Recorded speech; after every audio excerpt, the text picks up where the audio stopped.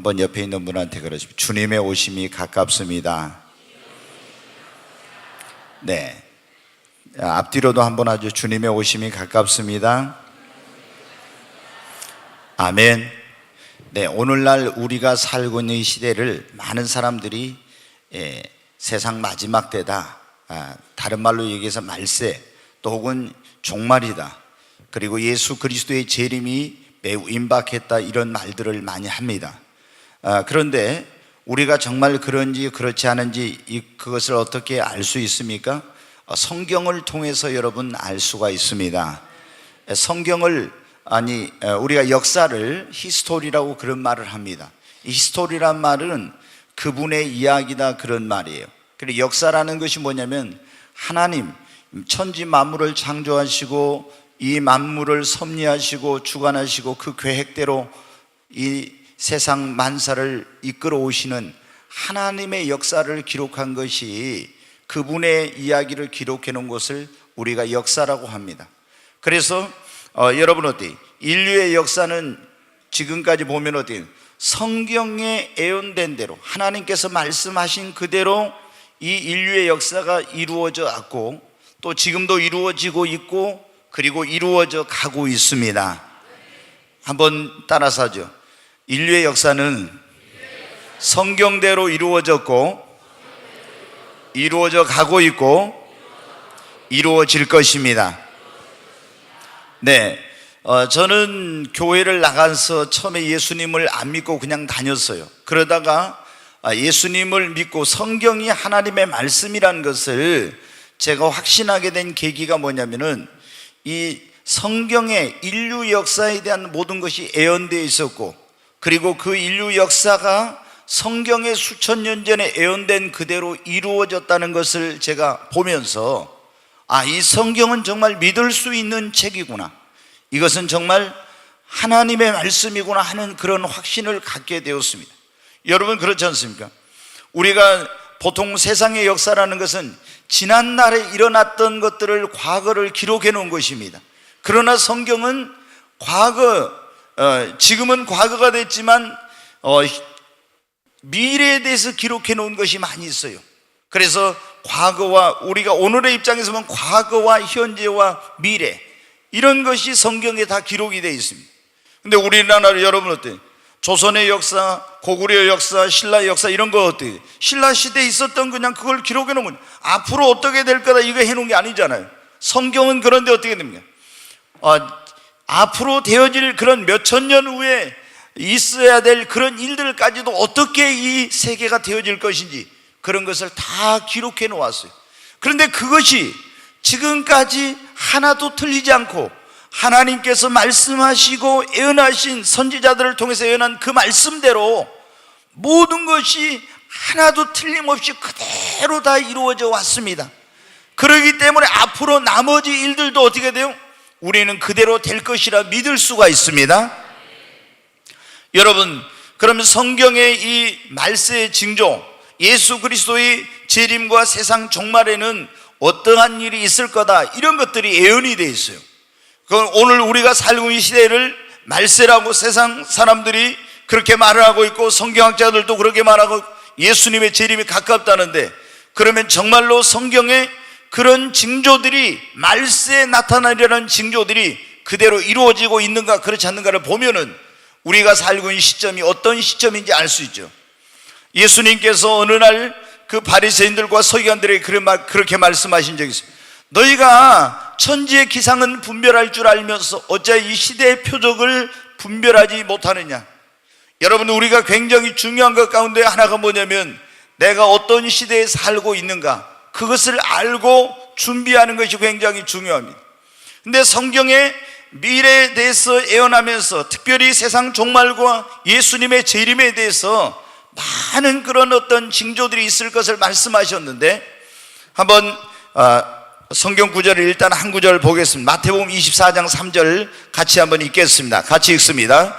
예수께서 감람산 위에 앉으셨을 때 제자들이 조용히 와서 이르되 우리에게 이르소서 어느 때 이런 일이 있겠사오며 또 주의 임하심과 세상 끝에는 무슨 징조가 있사오리까.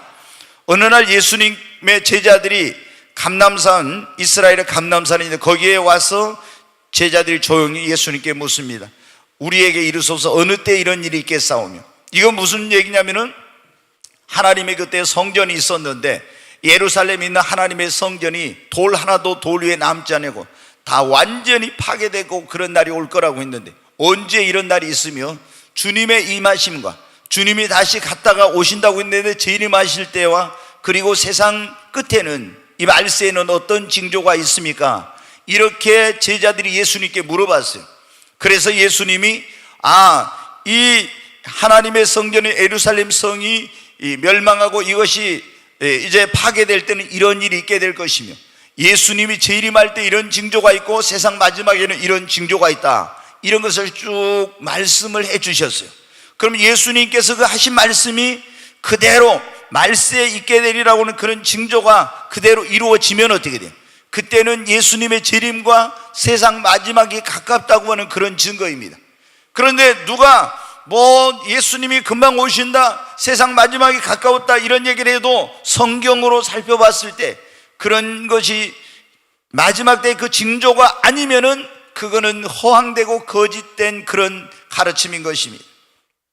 여러분, 그러면 이 성경에 보면은 이 예수 그리스도의 재림과 세상 마지막에는 어떤 징조가 있다고 했냐? 10가지 많은 징조가 있는데 가장 핵심적인 것이 10가지만 제가 말씀을 드려온데, 첫째, 이스라엘의 독립과 번영이에요. 두 번째는 전쟁과 기근, 지진과 질병이 창궐하게 되고, 그리고 교통수단의 거짓 선지자와 거짓 그리스도의 출현, 교통수단의 발달과 지식의 증가, 믿는 자들에 대한 박해, 불법이 성하고 사랑이 식어지고 복음이 전 세계로 전파되고, 그리고 교회가 성도들이 타락하고 배교하게 되고 적그리스도가 등장하고 666표를 받으라고는 이런 일이 있게 될 거다. 이게 10가지 가장 중요한 것이 예수님의 재림과 마지막 때 징조가 10가지예요. 그러면은 이제 한번 하나하나 이것을 살펴보겠습니다. 먼저 이스라엘의 독립과 번영. 이스라엘은 여러분 어디? 예수님께서 말씀하신 대로 예수님이 그때 이 땅에 오셨을 때, 우리를 구원하러 오셨을 때 이미 이스라엘 나라는 로마의 식민지였어요. 그런데 이 나라가 식민지였지만 완전히 나라가 망하고 없어진 것은 아니었습니다. 그런데 예수님께서 그런 날이 올 것이라고 말씀했어요. 이 하나님의 성전의 예루살렘이 철저히 파괴돼서 돌 위에 돌 하나도 남지 않았고 너희는 이방에 흩어지고 포로로 잡혀가게 될 것입니다. 그런데 이제 이런 나라가 언제인지는 모르지만 다시 회복이 되는 그런 날이 온다고 그렇게 말씀하셨습니다. 여러분은 어떻게 돼요? 한번 마태복음 24장 32절로 33절을 보겠습니다. 같이 읽습니다. 무화과 나무의 비유를 배우라. 그 가지가 연하여지고 잎사귀를 내면 여름이 가까운 줄을 아나니, 이와 같이 너희도 이 모든 일을 보거든 인자가 가까이 곧 문 앞에 이런 줄을 알라. 여기서 인자는 예수님을 말씀하신데, 예수님이 이렇게 너희가 무화과 나무의 비유를 배우라 하면서 그 가지가 연하여지고 잎사귀를 내면은 여름이 가까운 줄을 아나니, 그러면서 너희도 이 모든 일을 보거든 인자가 가까이 곧 문 앞에 이런 줄을 알라. 예수님의 재림이 가까운, 여기서 이 무화과 나무의 비유를 말씀하였는데, 무화과 나무는 뭐냐면 이스라엘의 국화입니다. 우리나라는 무궁화가 국화죠. 근데 이스라엘은 무화과 나무가 국화예요. 근데 이 무화과 나무가 가지가 연하여지고 잎사귀가 내면은, 이 말은 뭐냐면은 이 이스라엘 나라가 다시 회복이 되고 번영하게 되면은, 여름이 가까운 것처럼 그러게 되면은 인자가 예수님의 재림이 곧 문 앞에 이런 줄을 알라 그랬어요. 여러분, 예수님께서 그리고 선지자들을 통해서 예언한 대로 이스라엘은 AD 70년에 로마의 타이터스 장군에 의해서 그 예루살렘 성이 파괴되고 하나님의 성전이 완전히 불탔습니다. 그런데 예수님의 예언하신 그대로 이 예루살렘 성이 돌 위에 돌 하나도 남지 않고 완전하게 파괴가 됐어요. 왜 그랬냐면은 이 로마 군인들이 와서 하나님의 성전에다 그리고 예루살렘 성에다 불을 질러버렸는데, 성전의 많은 부분들이 금으로 되어 있습니다. 근데 불로 말미암아서 이 금이 녹아가지고 다 이렇게 흘러내리게 되니까 그 금을 그 사람들이 이제 얻기 위해서 돌 위에 돌 하나도 남지 않고 다 이것을 헤쳐가지고 성경 애언 그대로 된 거예요. 그리고 이스라엘은 AD 70년에 멸망을 하고 전 세계로 흩어져서 디아스포라가 돼가지고 전 세계를 방황하게 됩니다. 나라를 잃어버리고, 그리고 이제 그들이 삶의 터전을 잃어버리고 전 세계에 흩어졌어요. 왜 이런 징후를 받게 되었냐면은 그때 예수님께서 오셨을 때 예수님을, 구원자로 오신 예수님을 배척하고 십자가에 못 박아 죽어야 된다고 막 그렇게 소리를 질렀어요. 빌라도가 재판을 해보니까 총독인 예수님께 죄가 없어요. 그래도 막 예수님을 십자가에 죽여야 된다고 그런 거예요. 그 빌라도가 뭐라고 했어요? 저 사람에게서 나는 죄를 찾지 못했다고. 그리고 대야에다 손을 물을 떠가지고 씻었어요. 그때 이스라엘 백성들이 그렇게 말합니다. 저 죄를 우리와 우리 자손에게 돌리라고. 그 죄값으로 구원자이신 예수님을 배척하고 십자가 못 박은 죄값으로 말미암아 전 세계에 흩어진 거예요. 그래가지고 어느 나라에 가든지 유대인들은 모든 나라 모든 민족에게 미움을 받고 박해를 받았어요. 그리고 결국 2차 세계대전 때는 히틀러에 의해서 600만 명이나 되는 사람이 가스실에서 아니면 고문으로 잔인한 학대 속에서 여러분 죽임을 당하게 되었습니다. 그들은 여러분 어떻게 돼요? 나라를 잃고 슬픔과 소름 속에서 1900년 동안을 전 세계에 흩어져서 살았습니다. 여러분, 그런데 놀라운 일이 일어났어요. 이 2차 세계대전이 끝나고 나서 이 소수의 이 유대인들이 다시 옛날에 하나님께서 아브라함과 그 후손에 주셨던 그 고토로 돌아오게 된 것입니다. 그리고 1948년 5월 14일 그들은 독립국가로서 그들이 다시 그 독립을 선포하고 그리고 국가를 다시 세우게 되는 인류 역사의 전무후무한 2500년 동안 전 세계를 돌아다니다가 돌아와서 국가를 다시 재건하는 이런 일이 일어나게 됩니다. 그리고 여러분, 그 이후에 우리가 아는 대로 연세가 드신 분들은 잘 알지만 200만도 안 되는 사람들이 그 2억의 아랍 사람들에게 에워싸여 있었어요. 사우디를 비롯해서 이집트, 시리아, 요르단, 레바논 등 이런 모든 나라들은 석유가 나가지고 여러분 어떻게 돼요? 이 석유를 팔아서 소련제 미국이와 탱크와 장갑차와 이런 최신 무기로 무장을 했습니다. 그런데 그 사람들이 2억이 넘어요. 근데 200만도 안 되는 사람들이 이 아랍과 싸웠는데 1차 중동전쟁, 2차, 3차 중동전쟁을 완전히 이스라엘이 승리하게 됩니다. 세계가 놀랐습니다. 승리의 비결이 무엇인가? 그때 이스라엘의 국방부 장관이 모세 다얀인데, 다얀 장군이 우리에게 승리의 비결이 이것이라고, 그래서 무슨 특별한 뭐가 있는가 보다 했는데 나중에 보니까 그들이 구약 성경을 전부 다 몸에다가 소지하고 전쟁에 나갔습니다. 하나님 전쟁의 전쟁은 하나님께 달린 것이고 구원은 하나님의 손에 달린 것입니다. 놀라운 승리를 통해서 아브라함과 그 후손에게 약속해 주셨던 고토의 그 대부분을, 약속의 땅을 거의 대부분을 회복하게 되었어요. 여러분, 지금 이스라엘은 세계에서 아주 강력한 국가입니다. 핵무기를 정확하게는 알지 못하지만 250개에서 400기 정도 지금 소유하고 있다고 그렇게 알려지고 있어요. 그 어떤 나라도 이스라엘을 어떻게 하지 못합니다. 그 면적이 우리나라 강원도 땅보다 조금 큰 경상남북도를 합친 그 면적, 인구는 지금 800만에서 한 850만 정도, 그 정도입니다. 그런데도 미국도 어떻게 할 수 없는, 특별히 미국의 트럼프 대통령이 최근에 이 예루살렘을 이스라엘의 수도로 공인한다고 하는 그런 발표를 했습니다. 여러분 어떻게 돼요? 원래 이스라엘의 수도는 예루살렘이에요. 그런데 이 이스라엘이 나라를 잃고 흐트러져 있을 때 팔레스타인들이 들어와서 그 땅의 주인이 되었고 예루살렘과 모든 영토를 차지하고 있었습니다. 중동 전쟁을 통해서 이제 이런 예루살렘을 그들이 회복은 했지만은 예루살렘이 동쪽과 서쪽으로 나눠져 있어서 지금도 팔레스타인이 한쪽을 차지하고 있어가지고 실효적으로는 이스라엘이 지배하고 있지만은 마음대로 하지 못하고 있었어요.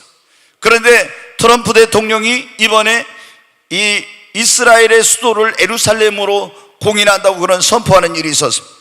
지금 이스라엘이라는 독립과 그리고 번영과 이런 모든 것은 예수 그리스도의 재림이 가장 가깝다고 하는 확실한 증거 가운데 하나입니다. 주님이 그랬잖아요. 너희는 무화과나무의 비유를 배우라. 무화과나무가 이스라엘이지. 그 가지가 연해지고 잎사귀려면 여름이 가까운 줄 아나니 이와 같은 일이 일어나거든 인자가 곧 문 앞에 가까이 있는 것을 알라. 예수 그리스도의 재림이 가깝다는 것을 보여주고 있습니다. 또 여러분, 많은 그런 이 세상 종말과 예수 그리스도의 재림에 대한 징조가 있습니다. 전쟁과 기근, 지진과 질병. 여러분, 그동안 인류 역사는 끊임없는 민족과 민족, 나라가 나라와 전쟁을 하는 이런 일이 있었죠. 근데 우리는 점점 이제 어떤 유엔을 만들고 평화기구들을 만들어서 이렇게 하면 없어질 줄 알았지만 지금도 민족적 분규와 곳곳에서 전쟁은 끊임없이 되고 있는데요. 그리고 마지막 때 기근이 올 거라고 했는데 지금 이 세계 인구 70억 가운데 10억의 인구가 지금 절대적인 여러분 빈곤과 기근 속에서 시달리고 있습니다. 그리고 거의 3분의 1이나 되는 사람들이 거의 지금 식량난으로 허덕이면서 지금 살아가고 있습니다. 여러분, 앞으로 성경에 보면은 식량 가격이 폭등하고 엄청난 그런 일들이 일어날 것을 예언하고 있죠. 지금 우리나라도 농민들이 농사를 안 지으려고 하죠. 왜냐하면 농사를 지어봐야 인건비나 약품이나 이런 것도 제대로 이게 돈이 안 되니까. 그런데 여러분, 사실은 우리가 성경을 안다면은 국가가 이건 식량 안보 차원에서 굉장한 준비를 해야 됩니다. 왜냐하면 앞으로 성경은 엄청나게 식량 가격이 폭등하게 될 것을 예언하고 있어요. 그래서 이 총보다 칼보다 핵무기보다 더 무서운 것이 뭐냐면 식량입니다. 이건 당장 사느냐 죽느냐는 문제인데, 그런데 여러분 어떻게 돼요? 이 정부의 정책 담당자나 이런 사람들이 성경을 모르기 때문에 그냥 외국에서 무조건 갖다 쌀 수입하고, 그리고 그냥 식량 이런 어떤 안보 주권, 식량 안보 이런 식량 주권 이런 것에 대한 것을 잘 모르고 있어요. 그래서 성경을 알면은 엄청난 일이 일어난다는 걸 알고 우리가 이걸 대비를 해야 됩니다. 지금 여러분 지구 온난화로 이런 것으로 여러분 잘 아실 겁니다. 이상기후로 전 세계가 지금 몸살을 앓고 있고, 이 지구의 그 허파라고 할 수 있는 아마존 유역의 그런 밀림들이 전부 다 지금 다 이렇게 배연해 가지고 황폐화돼 가지고 지금 오존층이 파괴되고 이상기온과 지금 어떤 상상할 수 없는 일들이 지금 지구촌 곳곳에서 일어나고 있는 거예요. 이게 뭐냐면 다 말세의 징조입니다. 그리고 지진과 아이티라든가 칠레라든가 스완성, 일본의 2013년인가 있었던 그 고베 대지진 등 전 세계에서 지진의 지금 굉장히 이 빈도가 점점 더 많아지고 있어요. 그리고 사스나 신종플루 등 비롯해서 그 어떤 것으로도 치료가 불가능한 새로운 그런 변종, 많은 그런 전염병들이 인간의 그런 우리의 삶과 생명을 위협하고 있죠. 이런 것들이 전부 다 뭐냐면 마지막 때 있게 될 그런 징조 가운데 하나입니다. 거짓 그리스도와 거짓 선지자의 출현입니다. 거짓 그리스도, 거짓 선지자가 출현해서 많은 사람들을 미혹하여 예수님 믿는 사람들까지도 미혹해서 믿음의 길에서 떠나게 하고 멸망과 지옥의 길로 데려간다고 했는데, 우리나라에만 내가 예수다, 내가 보혜사다, 내가 재림 예수다 이런 사람이 30여 명이 넘는다고 이렇게 나와 있어요. 여기에 신천지의 이만희를 비롯해서 안상홍, 박태선, 문선명, 정명석이, 그 외에도 많은 이런 거짓 선지자와 거짓 그리스도들이 출현을 하고 있습니다. 또 여러분 성경에 보면은 마지막 때 다니엘서 12장 4절에 보면 교통수단의 발달과 지식의 증가에 대해서 말씀하고 있는데, 마지막 때 인류 역사가 여러분 어떻게 지금 6,000년이 좀 넘었는데, 아담으로부터 지금까지 6,000년이 좀 넘었는데 5,900년 동안 인간은 무엇이 주 교통수단이었냐면은 말을 타고 마차를 타고 가는 것이 인간의 교통수단이었어요. 그것이 아담 때부터였습니다. 그것이 계속, 그러니까 더 빠른 게 없었어요. 근데 지금부터 100년 전쯤부터 뭐냐면 증기기관이 발견되고, 그리고 이런 열차가 나오게 되고 자동차가 나오고 비행기가 이렇게 되면서 100년 동안에 여러분 어떻게 돼요? 어마어마하게 교통수단이 빨라지게 된 거예요. 지금 옛날부터 이런 게 있었던 거예요. 5,900년 동안은 그냥 말을 타고 마차를 타고 다니는 거였어요. 근데 이 100년 동안에 엄청난 이런 일이 일어나게 된 거예요. 그리고 컴퓨터를 1946년에 개발했네. 컴퓨터의 개발, 정보통신과 인터넷 이런 것들이 이제 인공위성을 보내고 이렇게 해가지고 여러분 어떻게 돼요? 전 세계가 지금은 어마어마한 그런 정보와 통신과 지식의 이런 것들이 이루어지고 있죠. 이것이 뭐냐면은 성경에 말씀하고 있는 말세의 징조 가운데 하나예요. 뿐만 아니라 믿는 자들에 대한 박해.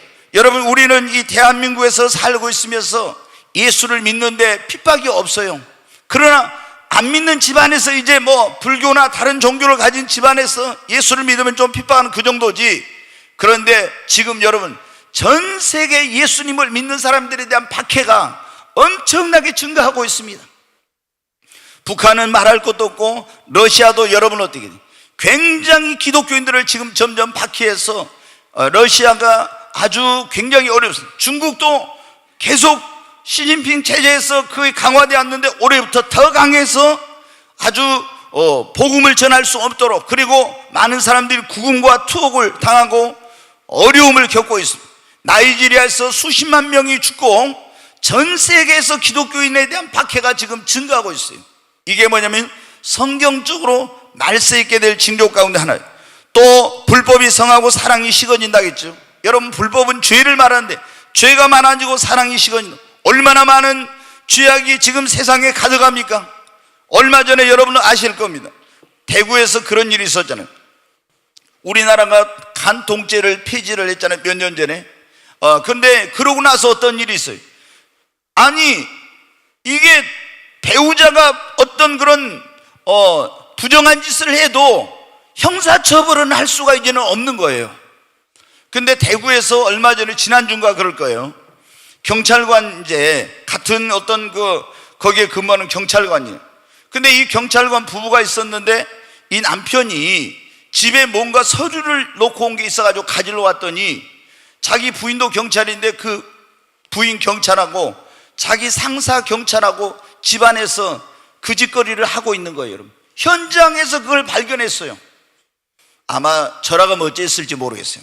총을 빼가지고 땅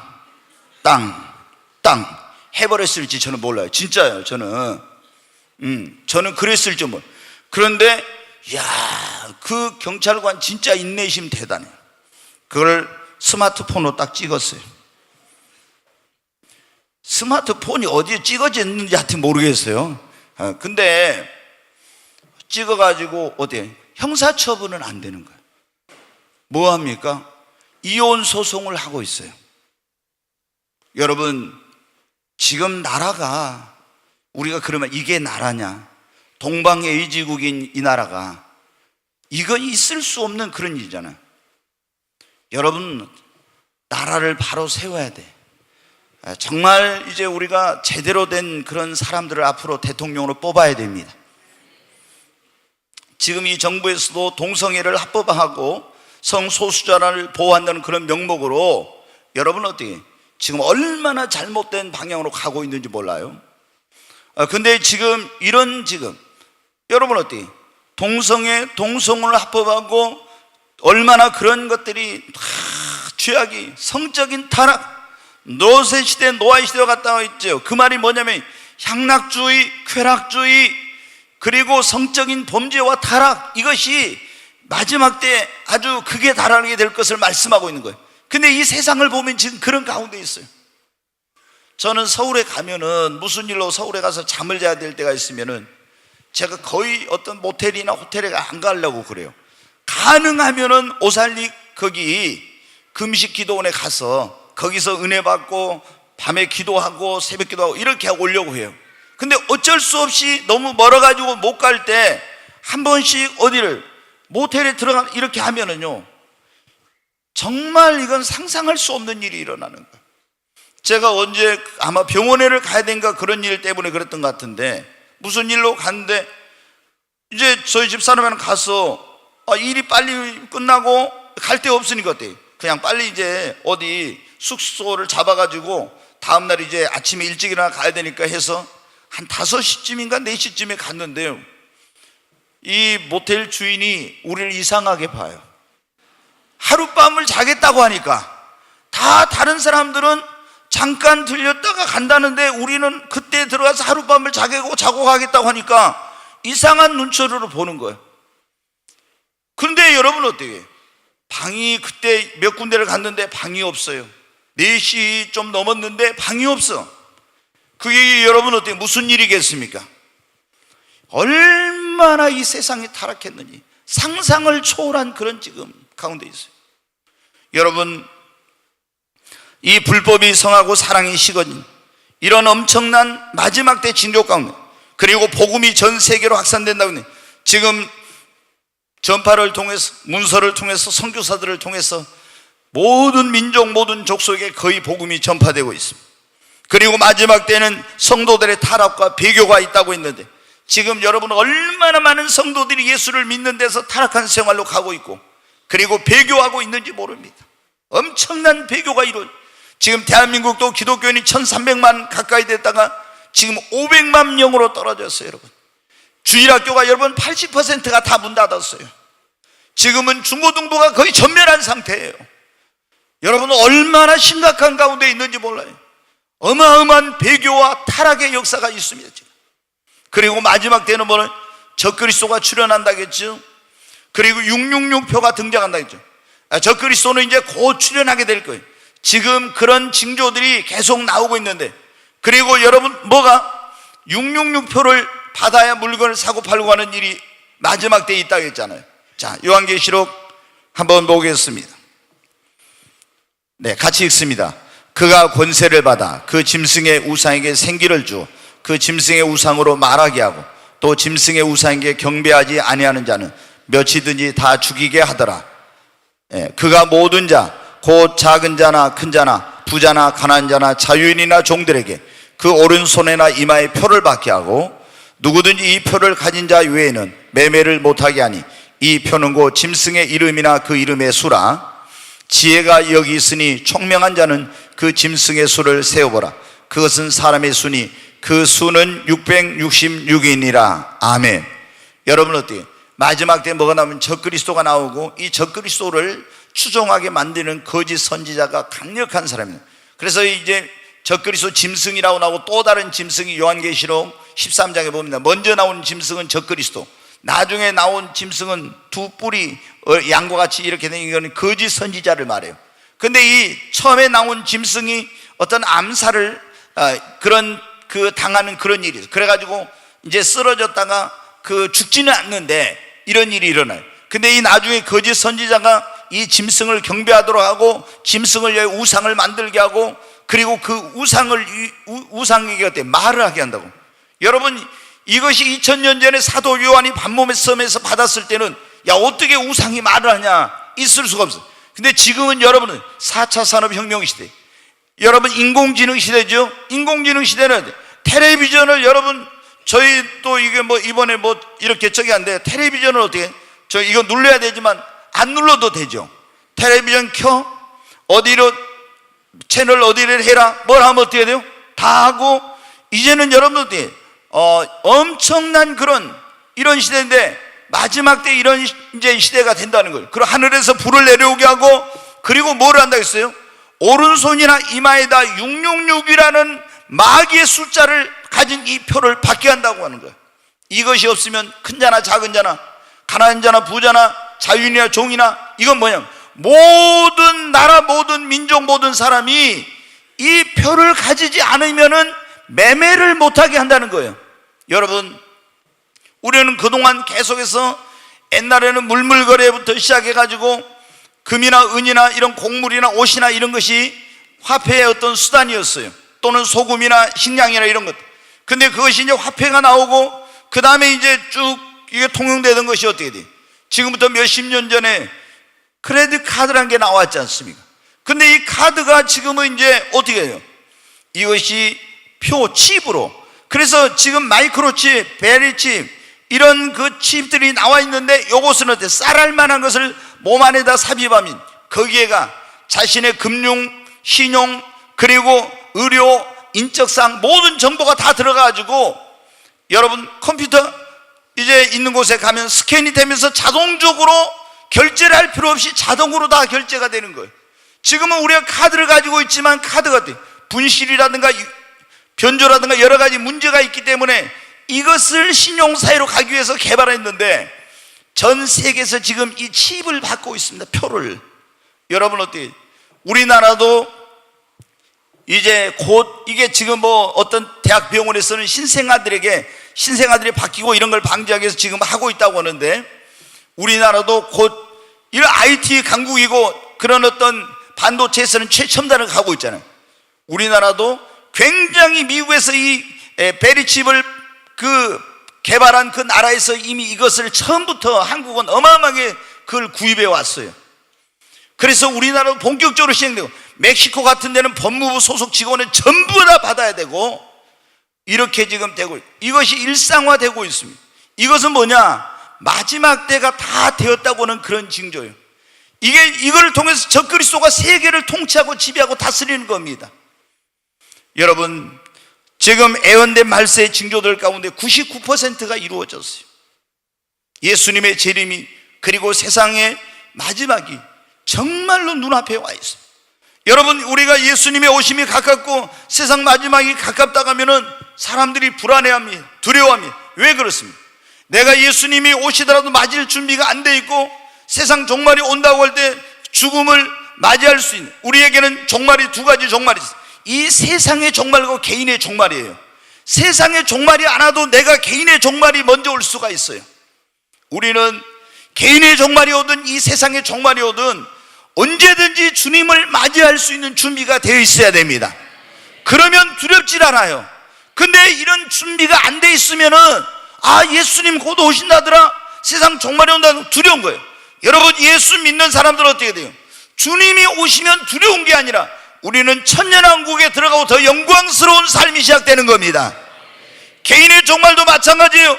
왜 죽음이 두렵습니까? 예수를 진짜 믿고 구원받은 사람은 죽음은 이 세상에서의 고통을 끝내고 영원한 안식인 천국에 들어가는 여러분 관문인 것입니다. 그런데 이런 구원의 확신이 없고 믿음을 갖지 않는 사람은 어떻게 돼요? 세상의 종말, 개인의 종말이 두려운 거예요.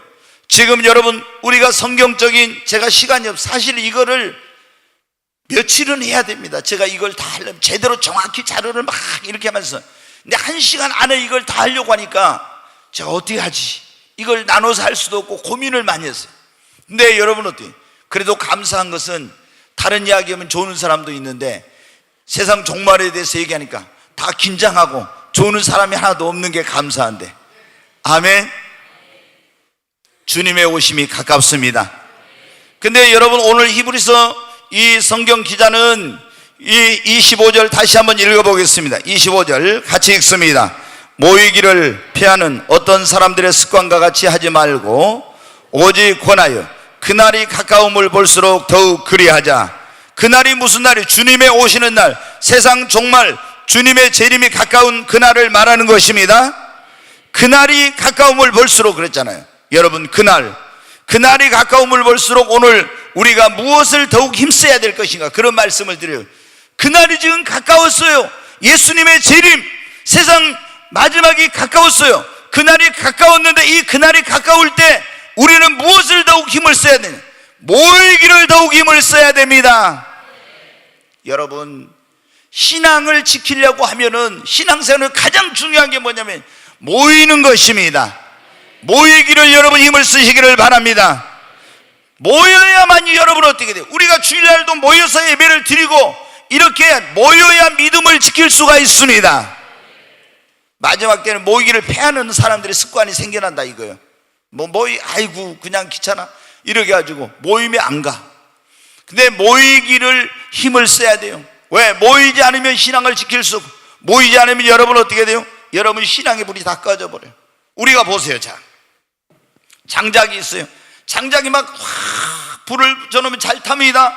그런데 아무리 잘 탄 장작도 있잖아요. 그 장작 가운데 하나를 빼가지고 딱 놔둬봐요.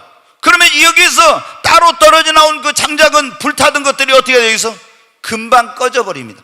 혼자서는 못 타요. 같이 모아져 있을 때 이것이 잘 타요. 그런데 여러분 보시죠. 젖은 나무가 있어요. 근데 이 젖은 나무를 잘 타는 속에 넣으면 어때요? 금방 같이 탑니다.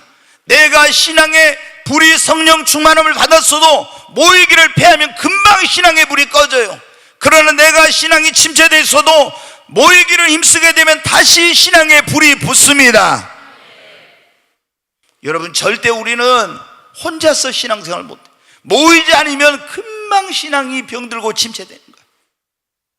여러분, 제가 목회를 했으니까 아무리 믿음 좋은 사람도 2주만 교회 빠지고요, 제대로 교회 안 나와봐요. 그러면 벌써 신앙이 병들. 한 달만 안 나오면요, 세상 안 믿는 사람은 별 차이가 딱 없어져 버려요. 신앙의 불이 다 꺼져 버려요. 그래서 우리는 어떻게 모이기를 힘을 써야 됩니다. 아멘. 모이지 않으면 신앙이 병들고 타락하고 믿음을 지킬 수 없어요. 그래서 초대교회 성도들 날마다 성전에 모이고 날마다 집에 모이기를 힘을 썼습니다. 예수님 부활했을 때마다 어떻게 돼요? 제자들 모여있는 곳에 안 모여있으니까 어떻게 돼요? 부활하신 예수님을 못 만나가지고 8일 동안이나 진짜 부활했을까? 진짜 예수가 살았을까? 다른 제자들은 모임 가운데 찾아온 주님을 만나가지고 그 부활한 주님을 만나고 확신과 기쁨과 감격 속에 살아가는데, 이 부활하신 예수님을 모임에 빠져가지고 못 만났던 대만은 어떻게 돼요? 계속 회의와 의심과 걱정과 염려 속에서 살았지 않습니까? 여러분, 우리가 모임에 오면 주님을 만나는 것입니다. 믿음의 확신이 생깁니다. 여러분, 놀라운 체험을 하게 됩니다.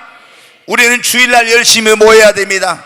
주일날 낮에만 그런데 모이지 말고 주일 밤에도 오고 3일 밤도 오고 금요철에도 오고 셀 모임에도 오고 열심히 여러분 모이시기 바랍니다. 모이지 않으면은요, 여러분, 예수님이 뭐라고 했어요? 모이는 자는 나를, 모이지 않는 것은 해치는 자는, 이렇게 흩어지게 하는 자는 나를 반대하는 자, 모이는 자는 주님을 위하는 자라고 했잖아요. 여러분, 2-3 사람이 내 이름으로 모인 곳에 나도 그들 중에 있겠다고. 모인 곳에 주님이 함께 하십니다. 이 마지막 때는 우리가 뭐에 힘을 써야 된다고? 모이기에 무엇보다 먼저 힘을 써야 됩니다. 정말 한국교회를 보면 제가 너무 안타까워요. 예전에는 여러분 어떻게 한 20-30년 전에는 여의도 광장에 30년 40년 전에는 무슨 여의도 광장에서 무슨 연합 대성이 하면요, 그 여의도 광장이 지금은 이제 없어졌죠. 거기가 100만 명이 넘게 모였어요. 100만 명이 넘게. 근데 지금은 연합 집회 하잖아요. 그러면 부활절 연합 집회, 무슨 연합 집회 하면요, 서울에서 그 얼마나 교회들이 많습니까? 근데 몇만 명 모이기도 힘들어요. 몇천 명 모이는 것도 힘들어요. 목포에도 연합 집회를 하면 몇백 명 모이기도 힘들어요. 모이질 않아. 성도들이 주일날 낮에나 겨우 예배드리고 골프채 가지고 골프 치러 가고 어디 놀러 가고 이런 데 바쁘지, 여러분 모이려고 하냐. 다 그러니까 신앙이 병드는 거예요. 우리는 여러분, 이 주님의 오심이 가까운 그때, 그날이 가까울 볼수록 더욱 모이기를 힘을 써야 됩니다. 두 번째로 여러분, 오늘 설교의 제목이 그거예요. 우리가 그날이 가까울 볼수록 더욱 무엇을 힘을 써야 되는가 하는 건데, 두 번째, 기도에 더욱 힘을 써야 됩니다. 베드로전서 4장 7절 한번 보겠습니다. 같이 읽습니다. 만물의 마지막이 가까이 왔으니 그러므로 너희는 정신을 차리고 근신하여 기도하라. 만물의 뭐가 가까웠다고요? 마지막이 가까웠어요. 그러므로 너희는 정신을 차리고 근신하여 뭐를 하라? 기도하라. 여러분, 우리가 신앙생활에서 승리자가 되고 우리가 영적으로 무기력하지 않는 그런 능력 있는 그리스도인의 삶을 살려면은 반드시 기도에 여러분 힘을 써야 됩니다. 마지막 때는 뭐가 많냐? 그럼 막 거짓 선자, 거짓 그리스도 우리를 미혹한다 했죠. 사탄이 우리를 시험하고 넘어지게 하고 죄짓게 하고 세상의 달콤한 것들을 우리를 타락을 시키려고 합니다. 그러면 이런 시험에서, 이런 미혹에서, 이런 유혹에서, 죄로부터, 핍박으로부터, 환난으로부터 내가 이런 것을 이기려면 어떻게 돼요? 여러분, 기도해야 됩니다. 기도해야 능력이 있고 기도해야 이런 것을 이길 수 있는 힘이 있는 것입니다. 기도하지 않으면 다 죄짓고 타락하고 시험 들고 넘어지는 거예요. 왜 교회당에 시험 듭니까? 첫째, 기도 안 하니까 시험 들어요. 뭐. 시험에 들지 않게 깨서 기도하라 했잖아요. 기도하지 않는 사람들 조그만 거 가지고 시험 들고 넘어집니다. 미혹됩니다. 기도 안 하니까 유혹에 넘어갑니다. 고난이 오면 못 이깁니다. 여러분, 신앙생활에 승리하려면 기도해야 됩니다. 우리가 반드시 승리해야만, 이 신앙생활의 승리자가 되어야 하나님께 여러분 축복을 받을 수 있어요. 네, 우리 누가복음 21장 34절부터 한번 보겠습니다. 같이 읽습니다. 너희는 스스로 조심하라. 그렇지 않으면 방탕함과 술 취함과 생활의 염려로 마음이 둔하여지고 뜻밖의 그날이 덕과 같이 너희에게 임하리라. 여기 보면 그랬잖아요. 이 날은 지구상에 거하는 모든 사람에게 임하리라 그랬죠. 이 날이 뭐예요? 마지막을 말해. 생활의 염려와 방탕함과 술 취함과 이런 거 하지 말라고 했죠. 자, 36절 같이 읽습니다. 이러므로 너희는 장차 올 이 모든 일을 능히 피하고 인자 앞에 서도록 항상 기도하며 깨어있으라 하시니라. 아멘. 이 모든 것을 피하고 능히 피하고 인자 주님 앞에 서도록 항상 뭐하며? 기도하며 뭐하고 있으라고요? 깨어있으라고. 여러분, 우리는 이 주님의 오심에 가까울수록 첫 번째 모이기에 더욱 힘을 써야 됩니다. 그냥이 아니라 모이기에 힘을 쓰라고 했잖아요. 모이기에 힘을 써야 됩니다. 그리고 기도하기에 더욱 힘을 써야 됩니다. 기도에 더욱 힘을 써야. 우리가 기도함으로 능히, 너희가 기도함으로 이 모든 걸 피하고 인자 앞에 서도록 능히 깨어서 기도하고 있으라 했잖아요. 여러분, 기도하지 않고는 다 시험 들고 죄짓고 넘어지고 승리하지 못해. 그래서 기도가 여러분 어때? 내가 승리하는 그리스도인의 삶을 사느냐 못하느냐, 이것이 기도에 달렸어. 기도는 생명줄이라고 했잖아요. 그러므로 여러분, 하루도 우리는 쉬지 말고 여러분 기도해야 됩니다. 더욱 기도에 힘을 써야 됩니다. 그냥이 아니라 그냥 기도하라가 아니라 기도에 더욱 힘을 써야 된다 이 말이에요. 힘을 써서 기도를 막 안 될 때 힘을 써서 해야 돼. 막 더 많이 기도하려고 힘을 써야 됩니다. 세 번째, 그날이 가까움을 볼수록 우리가 더욱 뭘 힘을 써야 돼? 영혼 구원 전도에 여러분 힘을 써야 됩니다. 여러분, 지금은 구원의 문이 열려 있어. 전도의 문이. 누구든지 지금은 회개하고 예수 믿기만 하면 뭘 받아요? 예? 구원을 받습니다. 아멘. 그런데 여러분 어떻게? 마지막 때가 되면은 적그리스도가 나타나면요, 구원받기가 어려워요. 이제 예수 믿기가 힘들어요. 왜 그러냐? 성경에 보면 뭐라고 했어요? 적그리스도가 나타나 자기 우상에게 절하라고 안 하는 사람 다 죽인다겠죠. 그 다음에 뭐 받으라고 한다 했어요? 오른손에 이마에다 뭐 받으라고요? 666표 받으라는데, 이 표 받으면 성경에 뭐라고 했어요? 세세토록 쉼이 없는 불과 유황으로 타는 뭐 지옥에 갑니다. 근데 여러분 보세요.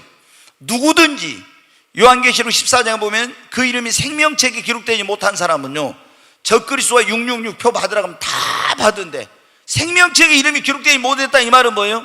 구원받지 못했다 이거예요.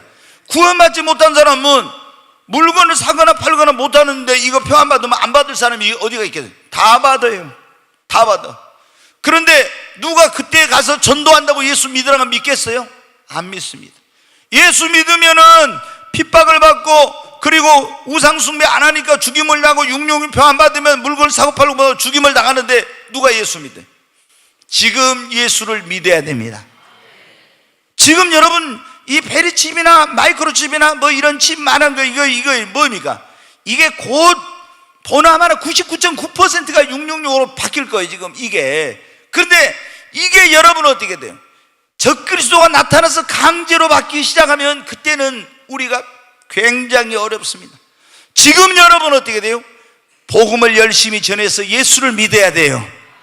여러분의 사랑하는 가족들, 자녀들, 부모님, 형제, 친구, 이웃들을 지금 여러분 전도의 예수 믿게 해야 됩니다. 그래가지고 믿음을 저축하고 신앙을 저축해가지고 먼저 휴거 되면 좋고, 휴거 안 되더라도 그래야 믿음을 가지고 그 환난을 통과해서 영원한 생명과 구원에 이르지. 만약에 구원 못 받으면은 어떻게 되겠어요?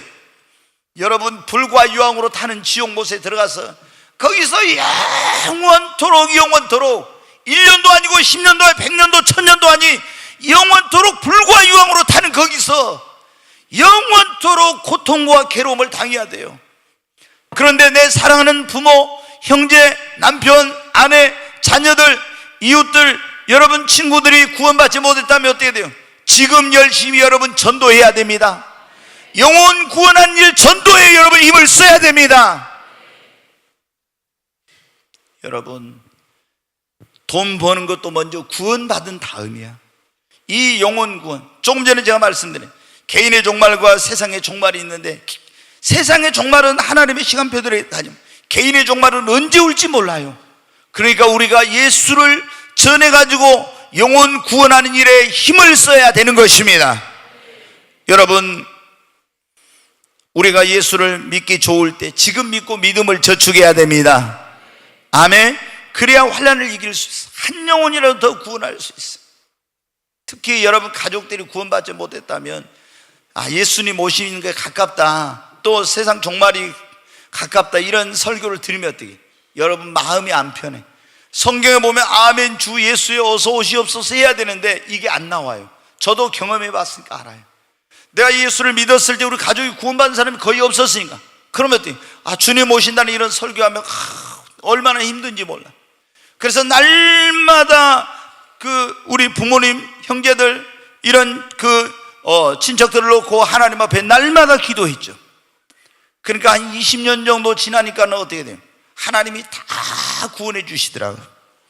시간은 걸렸지만 다 구원받았어요. 여러분, 가족 구원이 어려운 일이지만 하나님이 주 예수를 믿으라 그러면 너와 내 집이 구원을 얻으리라, 이 말씀 붙들고 저 날마다 기도했는데, 예수를 믿으라 그러면 네가 예수를 믿으면 너와 내 집이 구원을 얻으리라, 그 말씀대로 다 구원해 주셨어요. 여러분, 구원의 문이 닫힐 날이 얼마나 남지 않습니다. 노아의 방주에 문이 열려 있을 때 들어간 사람은 구원받았어요. 그러나 그 문이 닫힌 다음에는요, 막 하늘에서 비가 내리고 홍수 심판은 땅에서 물이 솟구쳐 올라와요. 그러니까 이 사람들이 어떻게 돼요? 방주에 그 안에 문 열려 있어요. 들어가려 안 들어가더니 하나님이 이제 방주의 문을 딱 닫아버리고, 막 하늘에서 홍수 심판은 물을 40일 동안 땅에서 샘이 터져가지고 물이 솟아오르니까 어때요?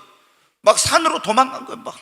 그러면 어떻게, 더 높은 산으로 더 높은 산, 나중에 히말리아 에베레스트까지 다 잠겨버렸어요. 그 하나님이 지으라고 설계하고 만들어온 노아의 방주에 들어가지 않는 사람은 다 멸망을 하고 말았어요. 아무리 가서 문을 두드려도 더 이상 구원의 문은 열리지 않았어요. 지금 여러분, 예수 그리스도 안에 구원의 문이 활짝 열려 있을 때 우리가 때를 얻든지 못 얻든지 전도하여 영혼 구원에 더욱 힘을 써야 됩니다. 네, 디모데후서 여러분 4장 1절 한번 보겠습니다. 같이 한번 읽습니다.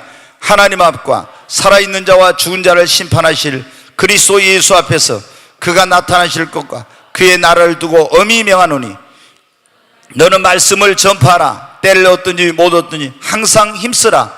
범사의 오래 참음과 가르침으로 경책하며 경계하며 권하라. 여기 보면 뭐라 했어요? 아니, 그냥 놔둬. 2절에 너는 말씀을 전파하라. 때를 얻든지 못 얻든지 항상 뭐라 했어요?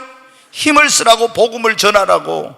여러분, 주님의 오심이 가깝습니다. 영혼 구원에 더욱 힘을 써야 됩니다. 제가 오늘 정말 이 설교를 며칠을 해야 돼요. 한 몇십 시간 해야 되는 설교인데, 제가 지금 이거를 1시간에 끝내려고 제가 하니까 굉장히 지금 오늘 긴장된 가운데 제가 하고 있는데, 자, 우리가 예수님의 오심이 가까우고 세상 종말이 가까울수록 더욱 뭘 힘을 써야 되는가? 첫째, 뭘 힘써야 된다고요?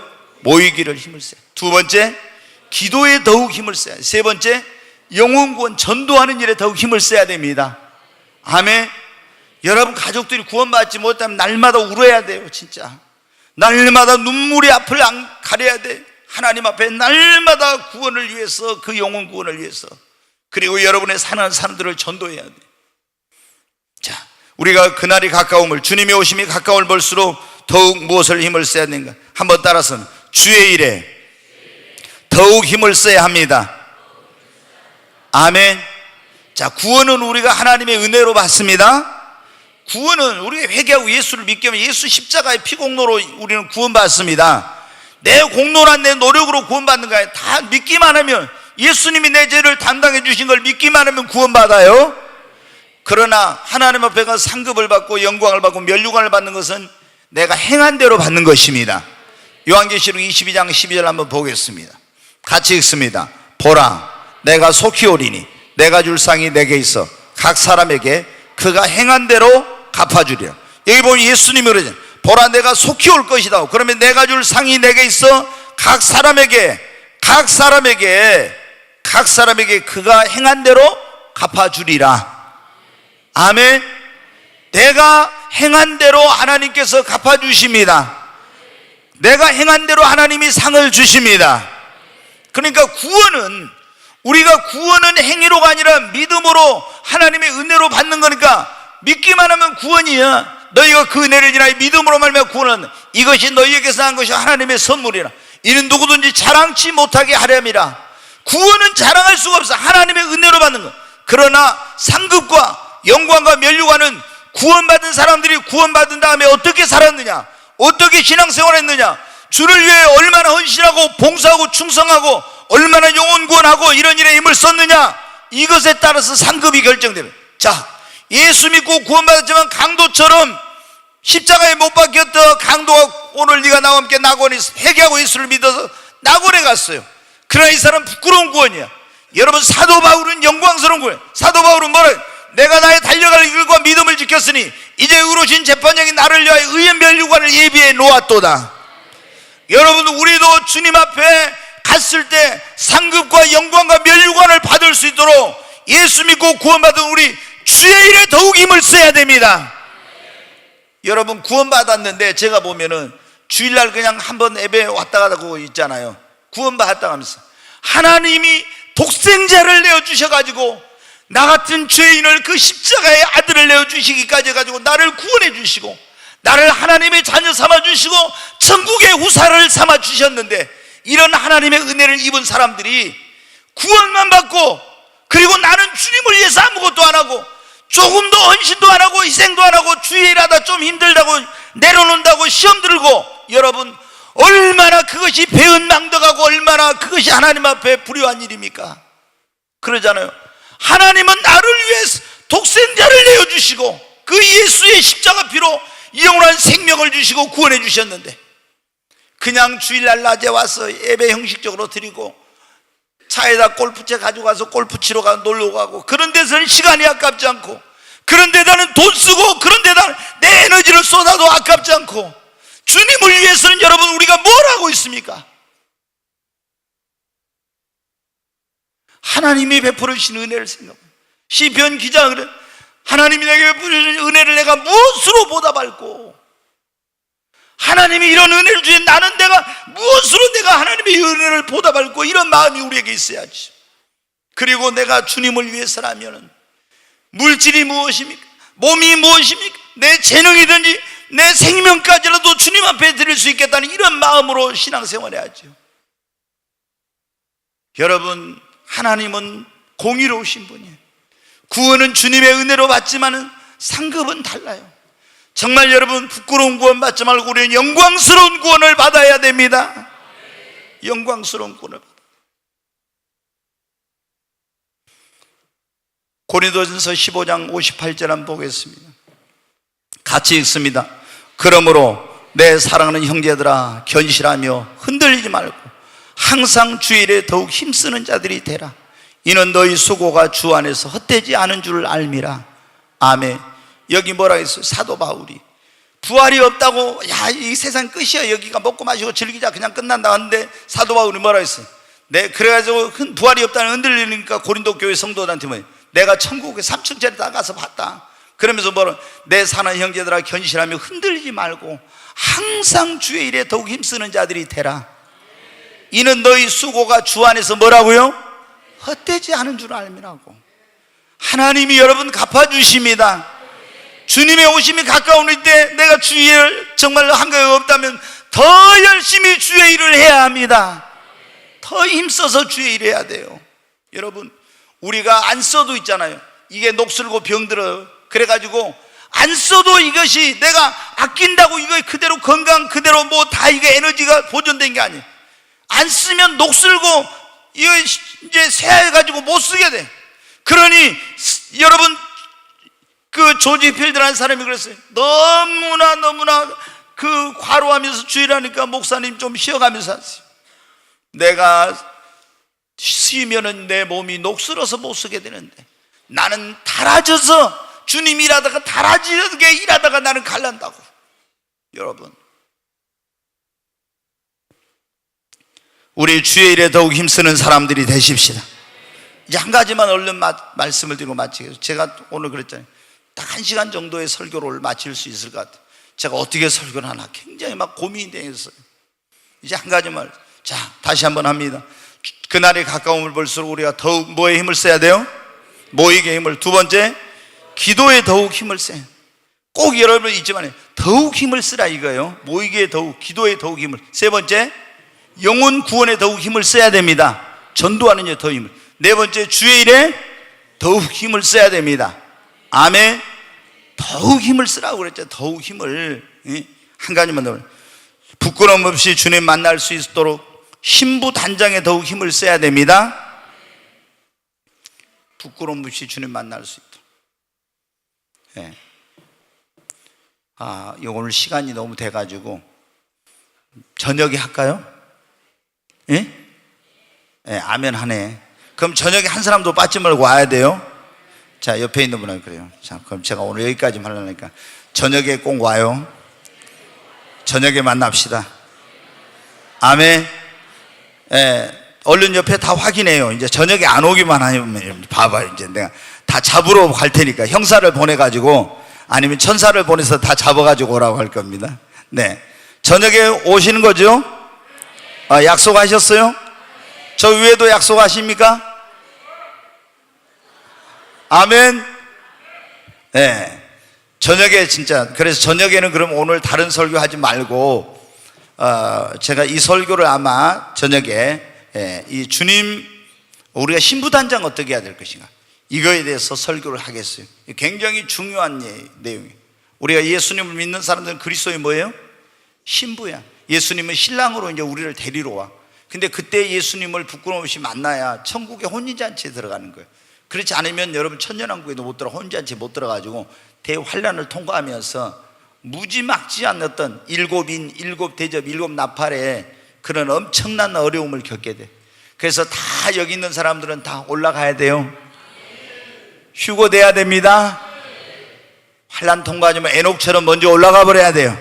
그래서 이 땅에서는 막 환란이 있을 때 공중에서 7년 대환란이 있는 동안 우리는 공중에서 주님과 어린 양의 혼인잔치에 들어가십시다. 오늘 밤에 오셔야 이제 그걸 제가 말씀드린 거는. 예. 그러면 오늘 낮에는 여기까지만 하겠습니다. 자, 그러면 다시 한번 그것만 이제 말씀드리면, 그날이 가까운 볼수록, 주님의 오심이 가까운 볼수록 우리가 뭐에 더욱 힘을 써요? 첫째 뭐예요?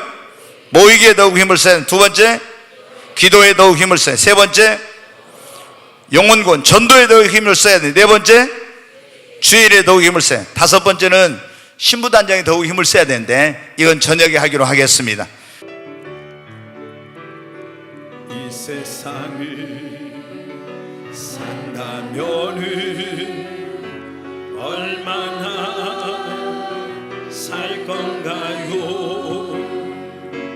몇백 년을 산다 해도 몇천 년을 산다 해도 주님 계신 영원한 곳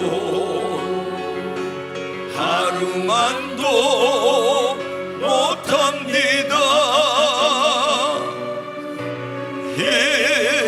힘쓰세요, 힘쓰세요, 주의 일에 힘쓰세요. 세상 욕심 떨쳐내고 주의 사명 담내세요. 하늘나라 영광나라 우리 위에 있답니다. 부귀영화 세상 권세 일순간 지나는데 단 하루를 살더라도 주님 위에 살아야지. 주님 오실 그날에는 통곡하게 된답니다.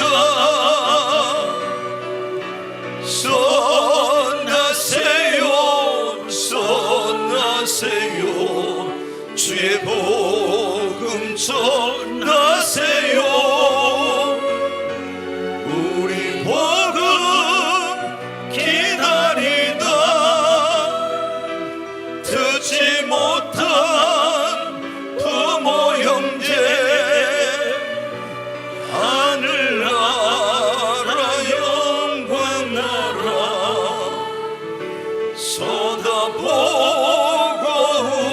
온답니다.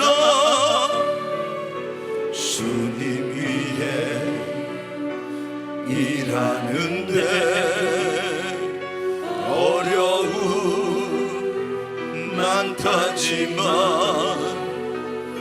어려운 일 참아내면 기쁜 일은 더 많지요. 어찌하여 입으로만